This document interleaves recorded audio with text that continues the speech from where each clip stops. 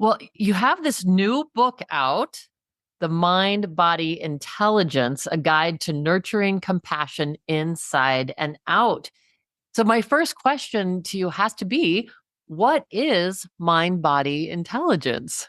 Okay, a reasonable question. Mind body intelligence is a practice that combines the wisdom of Western psychology and Buddhist psychology. So it's not a religion, it's non-sectarian, and it's a holistic practice in that we are looking at our inner world and also looking at the body mind, what we call the body mind, which is one of our inner characters. And so we're looking to nurture and take care of all of ourselves.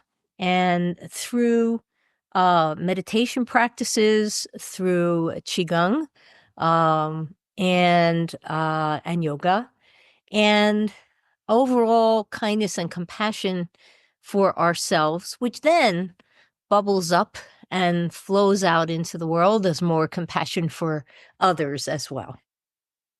Yeah, beautiful. This is one of the first times I've heard, maybe when I spoke to Rick Hansen way back when, about Buddhist psychology. What's your definition of Buddhist psychology?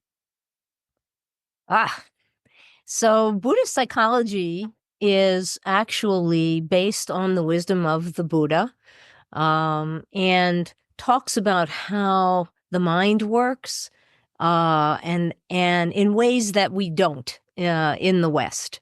Um, but it's also has as its foundation the notion that we have influence over how we feel based on how we talk to ourselves, how we think. And that has a lot in common with cognitive behavioral techniques as well, but it is not the same thing, as Aaron Beck famously said. And